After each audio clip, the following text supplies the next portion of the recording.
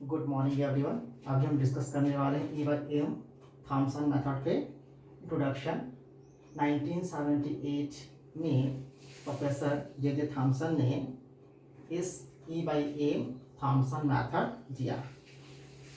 उन्होंने इस मेथड के द्वारा ई/एम इलेक्ट्रॉन का आवेश और इलेक्ट्रॉन के द्रव्यमान के अनुपात का मान निकाला।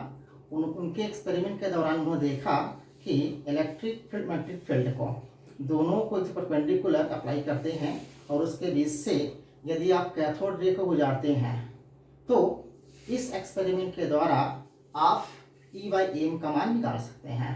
और उन्होंने बताया कि ई/एम का जो मान होता है एनोड और कैथोड के नेचर पे तथा उस वैक्यूम ट्यूब के अंदर भरे हुए जो गैस होता है उसके नेचर पर डिपेंड करता है। कंस्ट्रक्शन।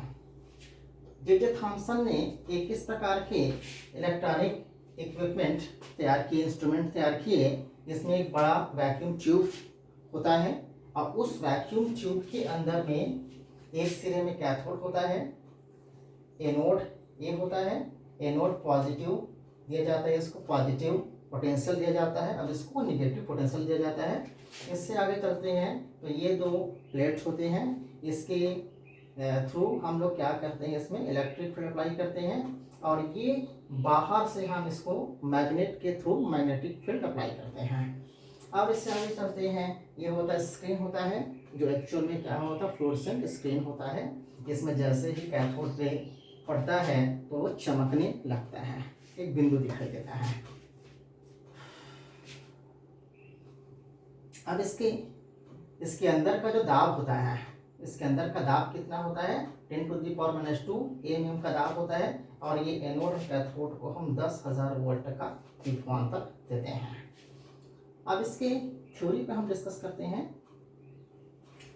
जब हम इसमें सबसे पहले मैग्नेटिक फील्ड अप्लाई करते हैं, अभी हम इसमें किसी प्रकार के इलेक्ट्रिक फील्ड अप्लाई नहीं कर रहे हैं। जब इस पर मैग्नेटिक फील्ड अप्लाई करते हैं तो ये जो कैथोड रे होती है वो वृत्ताकार पथ में मुड़ जाता है। आपको पता है कि जब कोई कैथोड या इलेक्ट्रॉन किसी मैग्नेटिक फील्ड में एंटर करता है तो वह सर्कुलर पाथ में मुड़ जाता है और यदि उसमें किसी प्रकार का फील्ड अप्लाई नहीं होता है तो सीधे निकल जाते हैं। इसी थ्योरी को हम यहाँ पर देखते हैं। जब ये लाइन दिख रहा होगा, जब इसमें ना तो इलेक्ट्रिक फील्ड अप्लाई करते हैं और ना आप मैग्नेटिक फील्ड अप्लाई करते हैं तो ये सीधे निकल जाएगी, पी पे टकराएगी। और जैसे ही आप इसमें केवल मैग्नेटिक फील्ड अप्लाई करते हैं तो ऐसे सर्कुलर पाथ में मुड़ करके इस प्रकार मुड़ेगा और फिर सीधे निकल के क्यू पे टकराएगी। अब चूंकि यहाँ पर क्या हो रहा है कि यहाँ हम लोग मैग्नेटिक फील्ड अप्लाई कर रहे हैं, इसलिए यहाँ पर लॉरेंज बल काम करेगा। उस इलेक्ट्रॉन या कैथोड रे के पार्टिकल्स पर क्या काम करते हैं, एक लॉरेंज बल काम करेगा जो फ्लेमिंग के दाएं हाथ के नियम के अनुसार क्या करेगा, उसको मूव करेगा। तो कहने का मतलब ये हुआ, यदि सपोज करते हैं कि ये जो मैग्नेटिक फील्ड है वो कागज के तल के लंबवत ऊपर को लग रहा है, इस प्रकार से मैग्नेटिक फील्ड लग रहा है, तो उस कंडीशन में क्या होगा, यदि मैग्नेटिक फील्ड ऊपर को लग रहा है और इसकी डायरेक्शन इधर की ओर है तो थर्ड डायरेक्शन में क्या होगा, ये जो फोर्स की डायरेक्शन होगा, इस पर लगने वाला जो फोर्स डायरेक्शन होगा वो क्या होगा, नीचे की ओर होगा। इसलिए हम यहाँ पर क्या कर रहे हैं, इसको नीचे की ओर बनाए हैं। ये इस प्रकार का फोर्स डायरेक्शन को शो कर रहा है। कहने का मतलब ये हो गया, कैथोड रे जो हो जाएगा वो नीचे की ओर चलेगा और ट्यूब पर टकराएगा। अब इस कंडीशन में जो लॉरेंज बल होता है, लॉरेंज बल कितना मिल जाएगी आपको, F is equal to E/v/b, ये हो जाएगी आपके पास में लॉरेंज बल जो इस पर लगने वाला बल है। अब इस पे जैसी लॉरेंज बल यहाँ पर काम करता है और इसका मेन काम क्या होता है, इसको सर्कुलर पाथ में घुमाने का काम कर रहा है और जैसे ही सर्कुलर पाथ में घुमाएगा तब यहाँ जैसे ही घुमाएगा तो यहाँ पर क्या काम करेगा, एक और फोर्स काम करते हैं, इसका नाम होता है सेंट्रीपिटल फोर्स। तो इस प्रकार से एक सेंट्रीपिटल फोर्स काम करेगा। ये डिस्टेंस हम लोग मान लेते हैं, r मान लेते हैं, इसको हमने r मान लिया। तो ये सेंटर, इसका सेंटर ये हो जाएगी, इसको हम लोगों ने मान लिया o डैश। तो ये सर्कल जो बना था इसका सेंटर ये हुआ, तो सेंट्रीपिटल फोर्स क्या हो जाएगी, सेंट्रीपिटल फोर्स ये मिल जाएगी आपके पास में Fc is must be equal to mv square by r इसके जगह में क्या मिल जाएगी, कैपिटल R हो जाएगा। तो इस प्रकार से हमने सेंट्रीपिटल फोर्स निकाल लिए, और ये जो सेंट्रीपिटल फोर्स होगा ये इसके बराबर होगा। हमेशा सेंट्रीपिटल फोर्स उस फोर्स के इक्वल होता है जिस फोर्स के थ्रू वो टर्न करता है, इसलिए क्या होंगे, दोनों क्या होंगे, इक्वल होंगे। इसको आपने इक्वेशन नंबर 2 मान लिया है। अब फ्रॉम इक्वेशन 1 एंड 2, फ्रॉम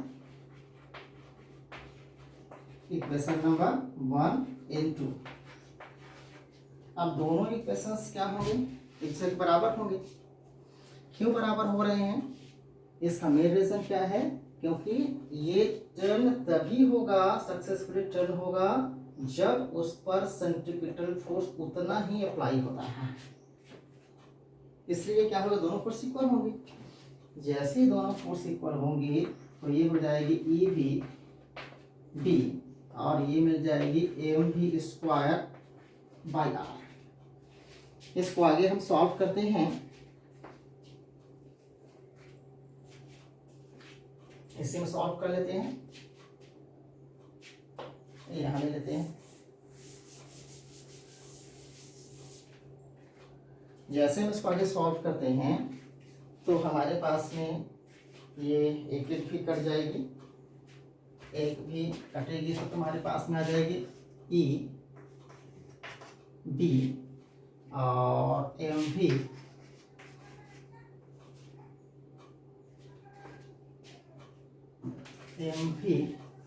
और यहाँ आ जाएगी आपके पास में r। अब यहाँ से P by m is must be equal to V by BR। इस प्रकार से E बाई m का मेन फार्मूला आपके पास में मिल जाती है। ये अभी E बाई m का मेन फार्मूला है। अब क्या होता है, हमने इलेक्ट्रिक फील्ड अप्लाई किया, अब हमने यहाँ से यहाँ तक का डिस्टेंस है, इस डिस्टेंस को हम लोगों ने स्मॉल n मान लिया। हम इसको आगे इस प्रकार से बढ़ाते हैं,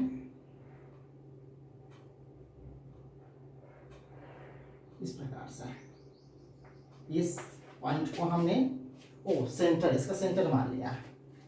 अब इमेजिन करते हैं, ये सब कंसिडर करते हैं कि ये थीटा है, जब ये थीटा एंगल होगा तो ये एंगल भी क्या होगा, थीटा होगा।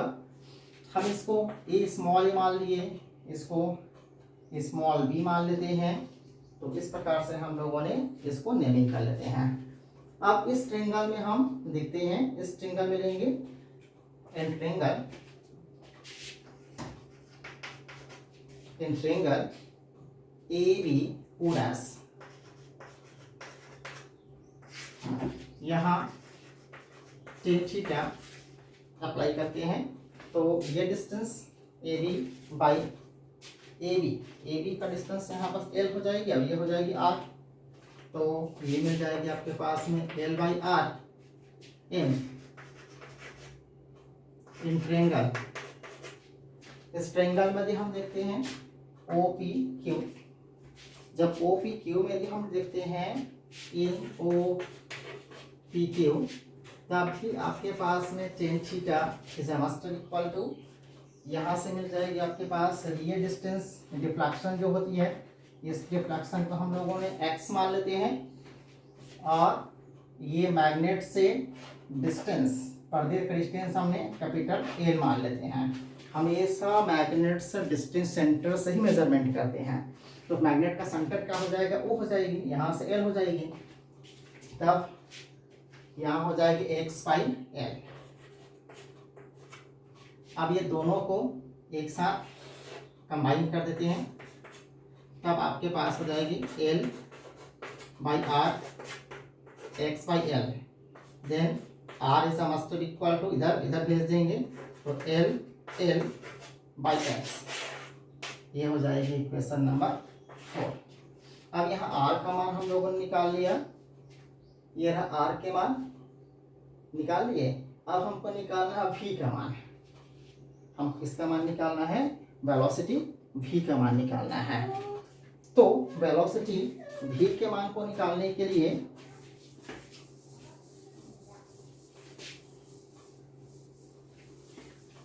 हम यहाँ अप्लाई करेंगे इलेक्ट्रिक फील्ड। जब तक इसमें इलेक्ट्रिक फील्ड अप्लाई नहीं करेंगे, अभी तक हम डिस्कस कर रहे थे केवल मैग्नेटिक फील्ड अप्लाई करके सॉल्व कर रहे थे, लेकिन मेन थ्योरी में क्या था, उसके परपेंडिकुलर इलेक्ट्रिक फील्ड अप्लाई किया जाता है।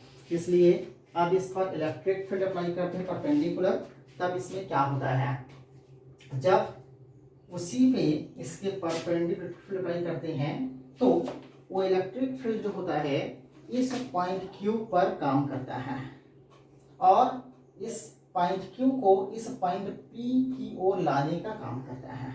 मतलब इस पर फोर्स लगा, इलेक्ट्रिक फोर्स लगता है और वो फोर्स क्या करता है, इसको इधर आगे को बढ़ाते जाएगा और पॉइंट P तक लाने का प्रयास करता है। और जब वो पॉइंट P तक पहुंच जाता है तो उसी कंडीशन को हम लोग क्या बोलते हैं, बैलेंस कंडीशन कहते हैं या संतुलन की अवस्था कहते हैं। और संतुलन की अवस्था में ही लाना होता है पूरे एक्सपेरिमेंट में।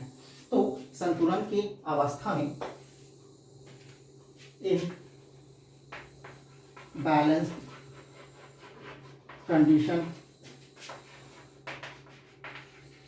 संतुलन की अवस्था में जाहिर सी बात है कि इलेक्ट्रिक फील्ड और मैग्नेटिक फील्ड दोनों क्या हो जाएगा, इक्वल होगा। देन इलेक्ट्रिक फील्ड क्या हो जाएगी, EE, और मैग्नेटिक फील्ड जो हो जाएगी EVM, EVB। दोनों में E कटेगा तो तुम्हारे पास में क्या मिल जाएगा, velocity is must be equal to E by B हो जाएगी। इसको अब इक्वेशन नंबर मान लेते हैं 5, और इक्वेशन 5 मान लिए। अब 5 और 4 के वैल्यू को इक्वेशन 3 में पुट अप करना है। ये हो जाएगी फ्रॉम इक्वेशन नंबर 3। देन हो जाएगी E by M is must equal to, velocity की वैल्यू पुट अप करेंगे तो वेलोसिटी की वैल्यू E बाई पी, और ये R की वैल्यू पुट अप करेंगे तो B की वैल्यू B हो जाएगी, और R की वैल्यू ये मिल जाएगी L by X is must equal to E X L, और ये मिल जाएगी B स्क्वायर। इस प्रकार से इसका फार्मूला निकाल सकते हैं। अब इसको और मॉडिफाई कर सकते हैं, E must be equal to V by D होता है, तो ये हो जाएगा Vx L B small d since E equal to V by G। Electric field and potential के बीच का रिलेशन है। तो इस प्रकार से हम लोग E बाई एम की वैल्यू निकाल लेते हैं। ये पूरा वैल्यू जो होता है पोटेंशियल कांस्टेंट होता है या डिस्टेंस कांस्टेंट होता है, कंप्लीट वैल्यू जो होता है वो क्या होता है, कांस्टेंट होता है। तो E बाई एम का फाइनल वैल्यू एक कांस्टेंट वैल्यू मिलता है।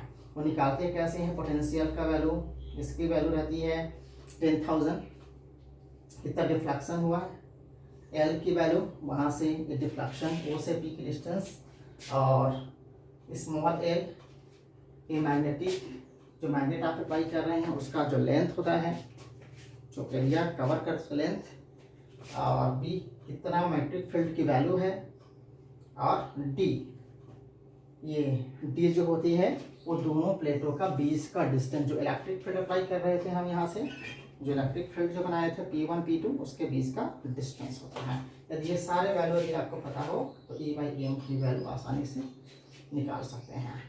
इस प्रकार से हम लोग E बाई एम को डिस्कस कर सकते हैं।